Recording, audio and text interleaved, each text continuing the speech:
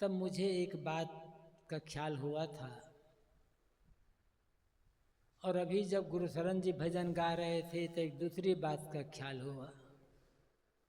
दोनों बातें कह देता हूँ, फिर आगे थोड़ा सा और निवेदन। गुरुप्रसाद दास जी कह रहे थे कि ये भाव रखो मन में कि मुझे कुछ नहीं चाहिए,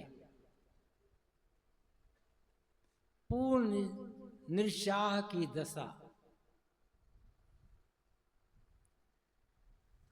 इस संदर्भ पर मुझे याद आया, यहाँ के इंटर कॉलेज में एक सज्जन मनोविज्ञान पढ़ाया करते थे। मनोविज्ञान पर उनकी 2-3 पुस्तकें भी है। जब उनको कहीं से गुरुदेव जी की पुस्तक कल्याण पथ मिली, तब उसमें इतना डूब गए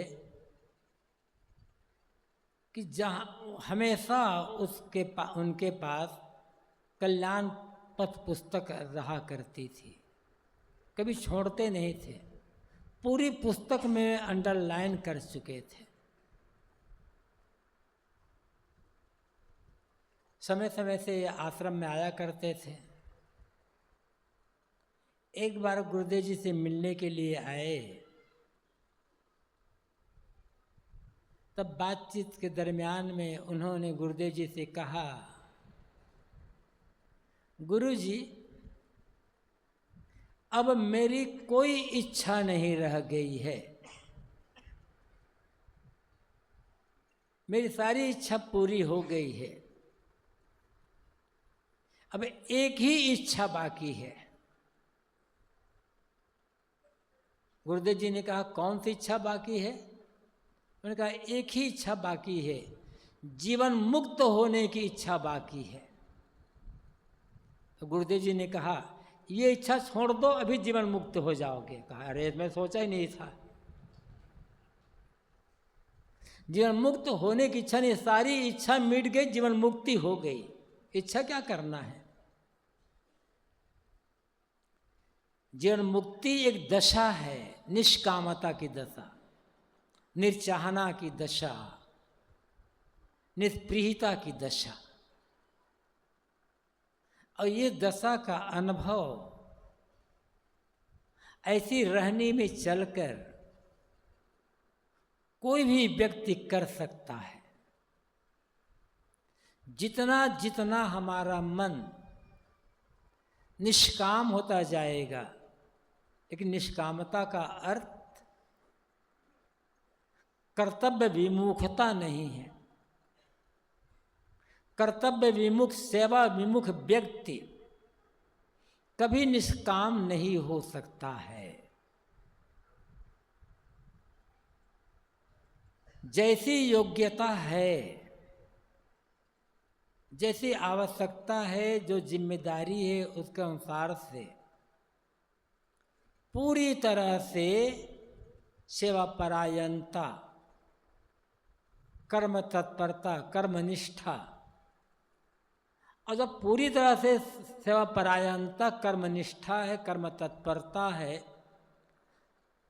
और तब चाहना छोड़ने पर निष्कामता आएगी।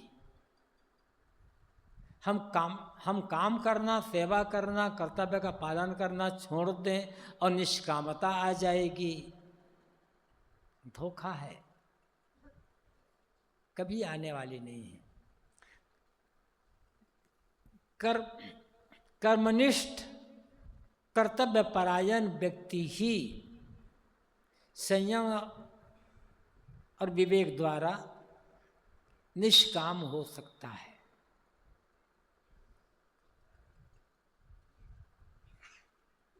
और ये निष्काम होना, इसी के लिए सद्गुरु कबीर ने कहा है, कर्म करे और रहे अकर्मी।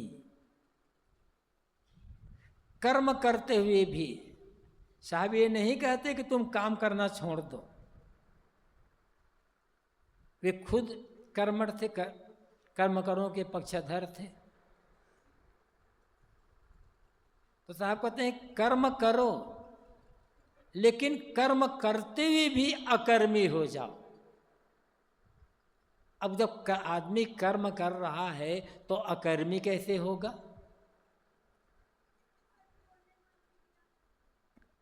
कर्म करते हुए भी चाहना छोड़ देना, ऐसा कर रहा हूं तो मुझे ऐसा मिले, फल तो अपने आप आएगा, चाहो तो आएगा, नहीं चाहो तो आएगा। लेकिन यदि हमारे मन में कोई चाहना नहीं है तो जो भी परिणाम आएगा उसमें हमारा मन संतुष्ट रहेगा, उस प्रसन्न रहेगा। और चाहना है, मन के अनुकूल परिणाम नहीं आया तो खीज, शिकायत बढ़ेगी, क्रोध बढ़ेगा। और चाहना के अनुरूप परिणाम आ गया तब लोभ बढ़ेगा, साथ साथ अहंकार बढ़ेगा। खीज, शिकायत, क्रोध आना भी हार जाना है, और परिणाम अनुकूल आ जाने पर लोभ और अहंकार आना भी हार जाना है। फिर सच्चे जो सुख है उसका अनुभव नहीं हो सकता। चाहना छोड़ करके काम करेंगे, काम बढ़िया बनेगा, और जो परिणाम आएगा बस मन आनंदित रहेगा। और ये काम कहीं भी रहकर आदमी कर सकता है, उसके लिए साधु होना जरूरी नहीं है। गृहस्थी में रहकर ये काम नहीं हो सकता ऐसा नहीं है, कुछ कठिनाई हो सकती है, लेकिन जो निश्चय कर लेगा ऐसी साधना कर सकता है। और हमें ही करना पड़ेगा, और जल्दी से जल्दी करना पड़ेगा, क्योंकि एक दिन जाना होगा जरूर। जाने के पहले, जाने के बाद तो कोई चांस ही नहीं रहेगा। जाने के पहले और जाना होगा। कब जाना होगा कहा नहीं जा सकता, विश्वास नहीं होता है। ये लगता है मन में कि अभी हमारा शरीर तो बहुत स्वस्थ है, निरोग है, बलवान है, इतनी जल्दी मौत कैसे आ जाएगी? मौत कभी भी आ सकती है, कोई चारा नहीं है मौत से बचने के लिए। सुन रहे थे ना हिरण्यकश्यप का उदाहरण भजन में। हिरण्यकश्यप के लिए कहा जाता है उन्होंने तपस्या की। कहानी के अनुसार से जब उनकी तपस्या पूरी हुई, भगवान प्रकट हुए और कहे कि वरदान मांगो, तो हिरण्यकश्यप ने अमर होने का वरदान मांगा। भगवान ने कहा अमर होने का वरदान न किसी को मिला है और न मिलेगा, क्योंकि जो शरीर धारण किया है, जन्म लेकर आया है, उसकी मौत जरूर होगी। दूसरा वरदान मांगो। हिरण्यकश्यप ने कहा ठीक है, दूसरा वरदान मांगता। हिरण्यकश्यप ने कहा न तो मेरी मौत दिन में हो और न रात में हो, न मैं घर के बाहर मरूं न मैं घर के भीतर मरूं, न मैं पृथ्वी पर मरूं और न मैं आकाश में मरूं, अधर में मरूं, न मैं किसी मनुष्य से मरूं और न मैं किसी जानवर जीव जंतु से मरूं, और न ही मैं किसी हथियार से मुझे, मेरी मौत किसी हथियार से हो, ऐसा वरदान दे। भगवान ने कहा ठीक, तथास्तु, जाओ, ऐसा वरदान देता हूं। इतनी शर्त, आदमी उस दिन में मरेगा या तो रात में, या घर के बाहर या घर के भीतर, या तो आकाश में या पृथ्वी पर, या कीड़े मकोड़े काटेंगे, आदमी मारेगा, इतना तो है। लेकिन हुआ क्या? मौत आई तब। कहते हैं उसको मारने के लिए भगवान नृसिंह अवतार लेकर, आधा आदमी आधा जानवर, न तो आदमी न तो जानवर है। किस समय आए? गोधली वेला में, न दिन है न रात है। कहाँ मारे इसको? डेहरी पर, न घर के भीतर है न घर के बाहर। कहाँ रखे? गोद में रखे, न पृथ्वी पर है न आकाश में है। और कैसे मारे? नाखून से, कोई हथियार तो है नहीं नाखून। इतनी शर्त हिरण्यकश्यप ने रखे, उसके बाद मौत होगी। आप जानते हो ना, इससे ज्यादा शर्त तो आप उपाय कर लीजिएगा।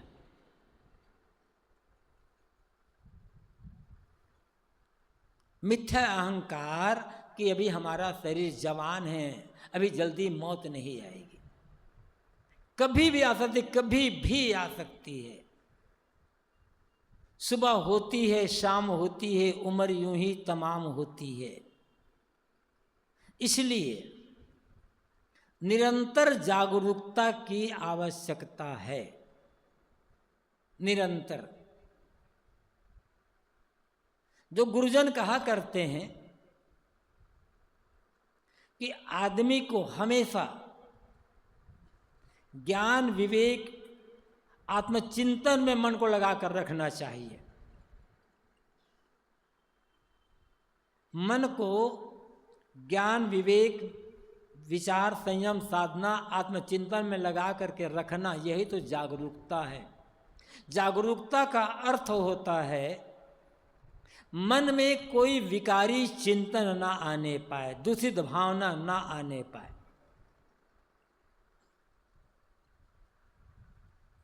मान जरा कल्पना करो,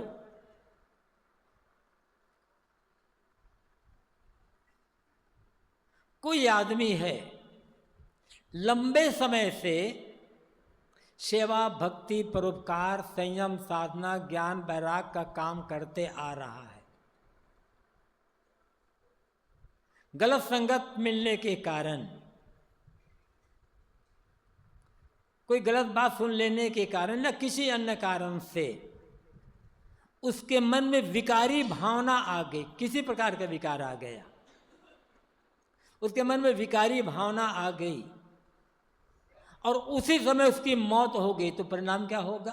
कहा गया है अंतिम समय में, जब मृत्यु का समय हो, तो अंतिम समय में मन में जो विचार रहता है, शरीर छूटने पर उसी के अनुसार से अगला जीवन प्राप्त होता है।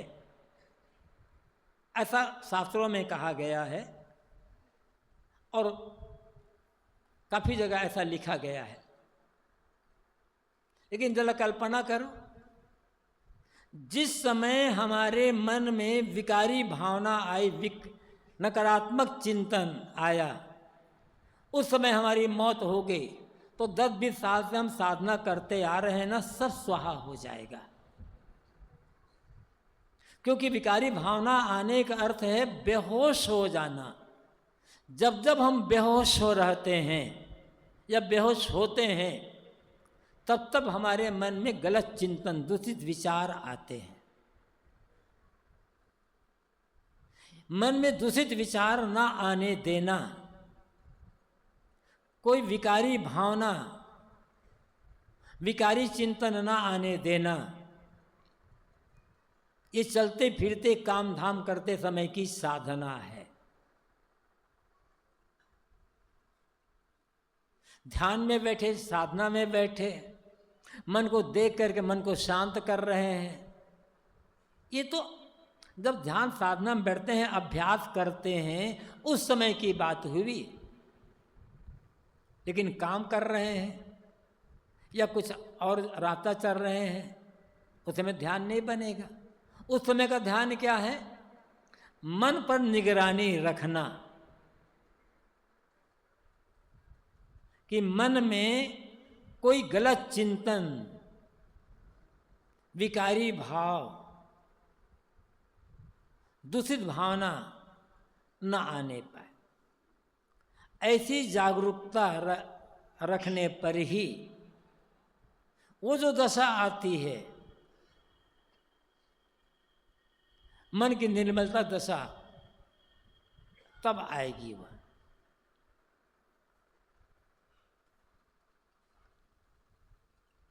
इसलिए कहा गया सावधानी ही साधना है।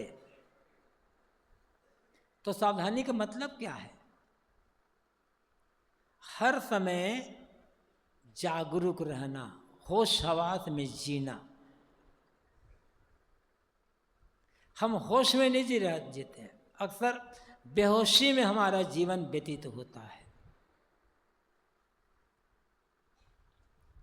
होश में जीने वाला व्यक्ति कभी दुखी नहीं होगा। होश में जीने वाले व्यक्ति के मन में कोई तनाव नहीं होगा। पीड़ा किस बात के लिए होगी? ऐसा ही मन बनाना होगा। बिना निष्कामता के, बिना निश्चाहता के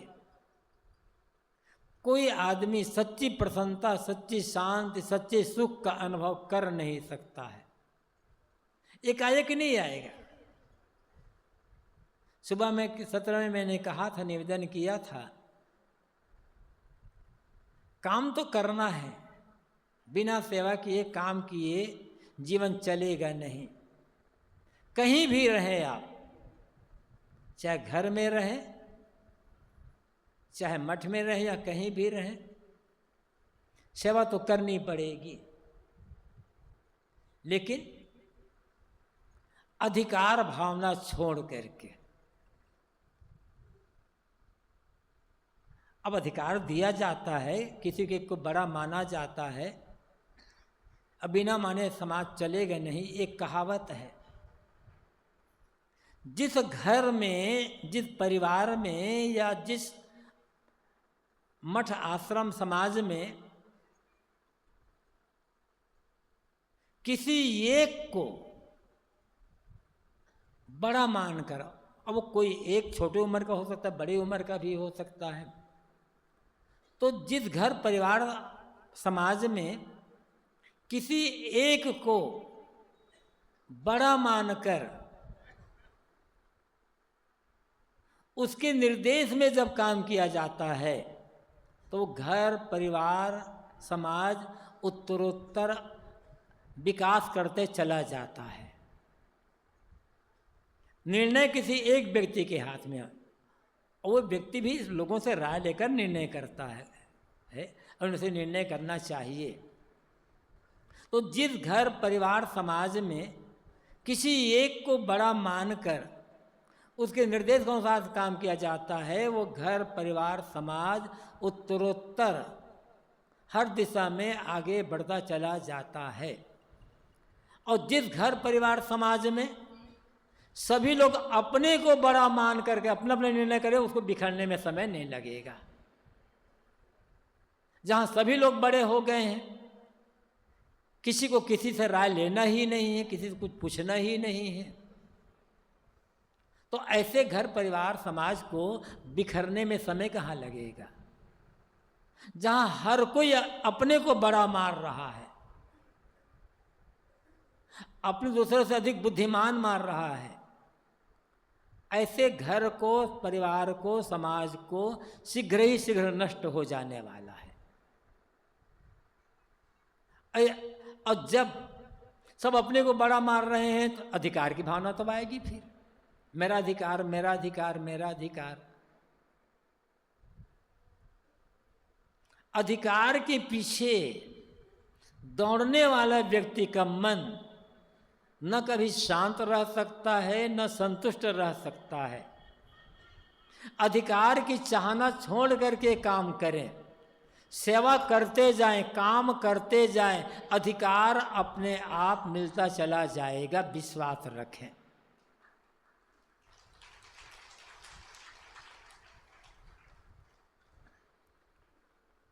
और सेवा और कर्तव्य काम में मन नहीं लगता, चाहते हैं केवल अधिकार मिल जाए। ये कैसे हो सकता है?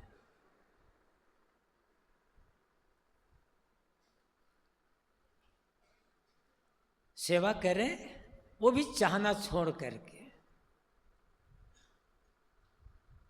अधिकार भी मिल जाएगा और मन बढ़िया रहेगा, हर समय संतुष्ट शांत रहेगा। साहब ने जो कहा है, सदगुरु कबीर का एक पद है, मन लागो मेरो यार फकीरी में। ये फकीरी क्या है? फकीरी का मतलब अमुक प्रकार का कपड़ा पहन लेना, घर द्वार छोड़कर किसी मठ में या रहना या जंगल में विचरना या घूमना, ये फकीरी नहीं है। फकीरी का मतलब होता है मन की पकड़ रहित दशा, सारी पकड़ से अलग रहना, अधिकार ना मिले और हम काम कर रहे हैं तो घाटा कहाँ है हमारा? स्वतंत्र है। तो हर आदमी को फकीर बनने की आवश्यकता है। मैंने कहा कि फकीर बनने का मतलब घर द्वार छोड़ना नहीं है, शरीर से फकीर नहीं बनना है, मन से फकीर बनना है। जब मेरा कुछ है ही नहीं तो अधिकार किस पर? शरीर ही हमारा नहीं है। जो शरीर जन्म से मृत्यु तक सदैव साथ बना रहता है, वो शरीर ही हमारा अपना नहीं है। वो शरीर ही क्षण क्षण बदल रहा है और शरीर छूटा, आज का हमारा अपना माना हुआ सब कुछ सदा के लिए छूट जाना है। जिस घर परिवार समाज को हम अपना मानते हैं, जिस कुल कुटुंब परिवार के लोगों को अपना मानते हैं, जिस धन दौलत आदि को अपना मानते हैं, क्या जन्म के पहले इनसे हमारा कोई संबंध था? जन्म के पहले इनसे हमारी कोई जान पहचान थी? और क्या जन्म के जब जन्म समाप्त हो जाएगा, मृत्यु हो जाएगी, तब आज के जो हमारा माना हुआ अपना जो सब कुछ है उससे हमारी मुलाकात होगी, कोई संबंध रहेगा? फिर कभी भी इनसे मुलाकात नहीं होनी है। थोड़े समय के लिए, व्यवहार के लिए मेल मुलाकात है, संबंध है, तो अधिकार भावना रख करके क्या होगा? चाहना रख करके अपने को छोटा क्यों बनाया जाए? इसलिए फकीरी की आवश्यकता है।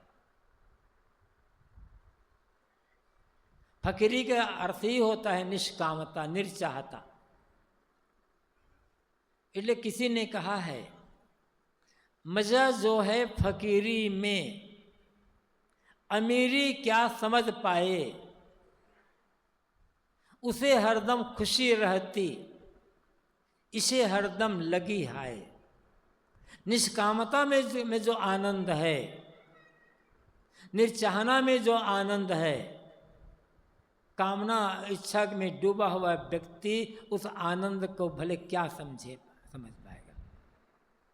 निष्काम और निर्चाह व्यक्ति को मेरा ये बिगड़ रहा है, मेरा ये बिगड़ गया, इस बात की कभी कोई चिंता ही नहीं होती। और कामना चाहना में डूबे हुए व्यक्ति को हमेशा चिंता और भय, ये न छूटे, वो न छूटे, वो न छूटे। और चिंता भय में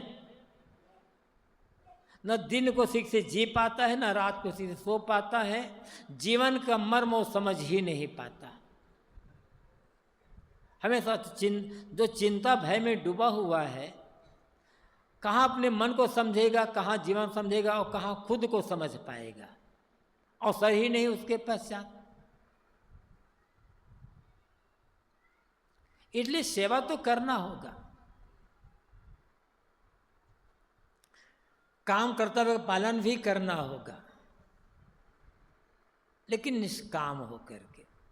और जितने भी बड़े संत हुए हैं, जिन्हें हम अपना आदर्श मानते हैं, जिन्हें हम महापुरुष कहते हैं, सद्गुरु कहते हैं, और बड़े बड़े विशेषण जिनके नाम पर लगाते हैं, उनको देखो, जब तक जीवन रहा उनका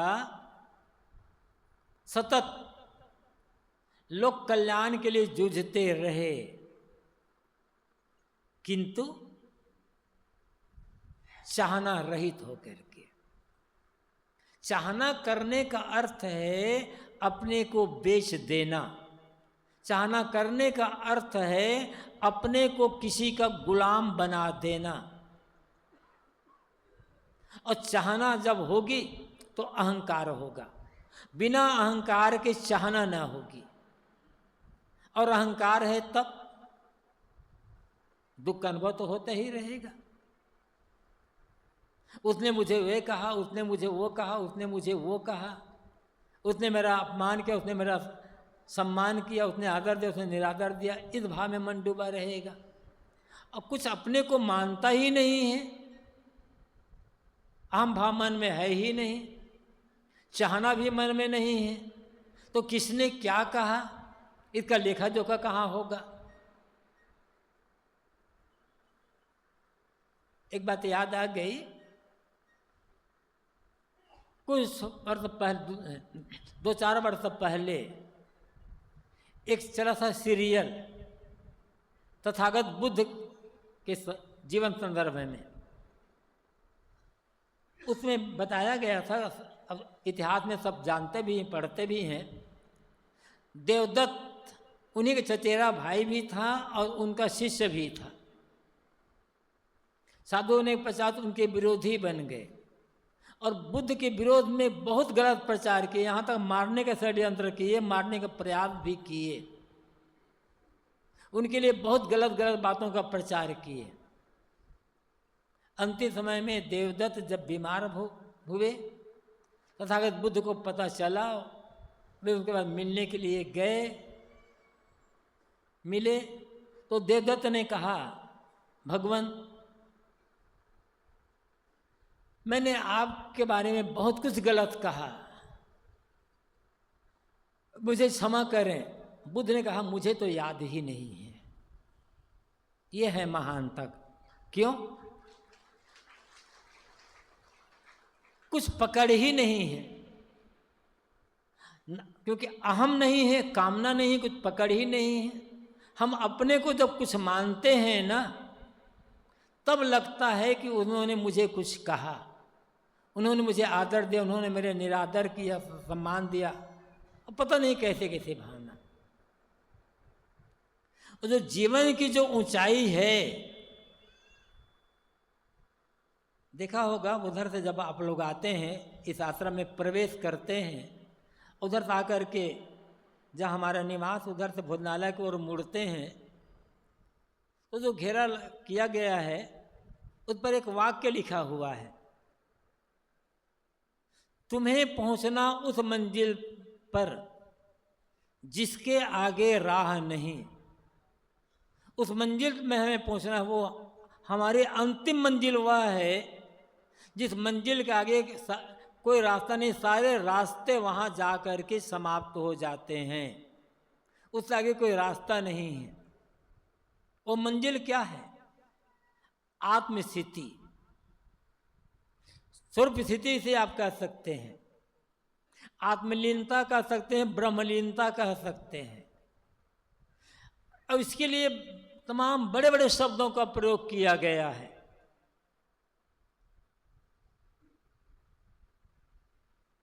लेकिन उस मंजिल तक कैसे पहुंचना होगा? सारी पकड़ से अपने को अलग कर लेने के पश्चात, सारी पकड़ छोड़ देने के पश्चात, कुछ ना मानने, बस हम एक साधक हैं, अपनी दुख निवृत्ति के लिए हम काम कर रहे हैं, आप हमें क्या मानते हो, ये आपकी भावना। आपके अच्छा मानने से हम अच्छे नहीं हो जाएंगे और आपके गलत मानने से हम गलत नहीं, हम जो हैं सो हैं।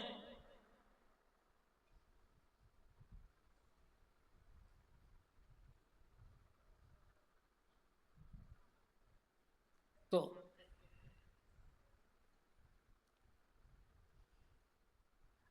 आप हमें जो भी मान लो या कोई किसी को जो भी मान ले, उससे अंतर नहीं होगा। हम अपने को क्या मानते हैं? कुछ नहीं मानना अपने को, बस एक साधक है, अपनी दुख निवृत्ति के लिए काम कर रहे हैं। इसमें हम कौन सा बड़ा काम कर रहे हैं? हम दुखी हैं और अपने दुख को मिटाने का काम कर रहे हैं, तो कोई बड़ी बात नहीं है। एक बीमार व्यक्ति अपनी बीमारी दूर करने के लिए दवाई का सेवन कर रहा है, तो इसमें अहंकार की बात कहाँ है? इसमें बड़ाई क्या है? अरे बीमार है, बीमारी से परेशान है, उस परेशानी से बचने के लिए दवा खा रहा है, ऐसे हम हैं।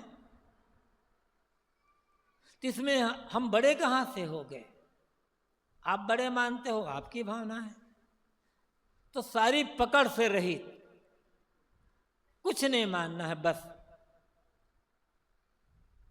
जब कुछ नहीं मानना का भाव मन में आएगा, व्यवहार में तो मानना पड़ता है। कोई माता है, कोई पिता है, कोई पति, कोई पत्नी, कोई गुरु, कोई शिष्य, कोई पुत्र, कोई पुत्री, और तमाम रिश्ते नाते जुड़ जाते हैं। बाहरी क्षेत्र में गृहस्थी में जुड़ते ही हैं, धर्म क्षेत्र में भी गुरु, गुरु भाई, शिष्य और तमाम रिश्ते नाते यहाँ भी जुड़ जाते हैं। ये व्यवहार की बात है। लेकिन अंदर में क्या है? हम जो हैं त्यों हैं, लेकिन हमारे चेहरे पर हमने तमाम मुखौटे लगा लिए हैं। इन मुखौटों को उतार देना होगा। सारे मुखौटे जब उतर जाएंगे तब अपनी वास्तविकता का पता चलेगा। इसलिए निष्काम निरचाह होने की आवश्यकता है। कर्म क्षेत्र में, देश क्षेत्र में कर्म प्रवणता, मन क्षेत्र में अचल समाधि, जीवन का साफल्य इसी में, जब मानस होवे निर्व्याधि। ये गुरुदेव जी की कविता का अंश है। गुरुदेव जी कहते हैं देह का जो क्षेत्र है उसमें कर्म प्रवणता, प्रवणता मतलब झुकाव, मतलब सेवा परायणता, जो है जैसा है, जवान है, अधेड़ है, प्रौढ़ है, बूढ़ा है, अपने के अनुसार हर आदमी को सेवा परायण होना है। लेकिन सेवा करते हुए भी मन प्रदेश में अचल समाधि, मन का समाधि लीन, निर्विचार दशा में स्थित, निष्काम दशा में हो जाना। जब मन निष्काम होगा तब निर्विचारता आएगी, बिना मन का निष्काम हुए निर्विचारता नहीं आएगी। शरीर के क्षेत्र, शरीर कर्म प्रधान है, इसलिए कुछ न कुछ कर्म करना होगा, लेकिन मन में असल शांत, मन का पूरा विश्राम, जीवन का साफल्य इसी में। जब मानस हुए निर्व्याध, जब जीवन सफलता इस बात में है कि मन के सारे रोग समाप्त हो जाए, कोई रोग न रह जाए मन में, निरोग मन। स्वस्थ का मतलब ही होता है स्वस्थ, स्वस्थ, स्व खुद, अस्थ स्थित। निरोगता क्या है? शारीरिक दृष्टि से देखें तो कोई रोग ना होना। स्वस्थ होना क्या है? अपने में स्थित हो जाना। मन का दुनियादारी से ऊपर उठकर आत्मलीन हो जाना, ये स्वस्थ है। और यहाँ पर कोई दुख नहीं रह जाना है। यही अंतिम मंजिल है। इसी अंतिम मंजिल तक पहुँचने के लिए सेवा, सत्संग, स्वाध्याय, भक्ति, धर्म, संयम, साधना की आवश्यकता होती है। अपने अपनी श्रेणी के अनुसार हर व्यक्ति को इसी दिशा में आगे बढ़ना है।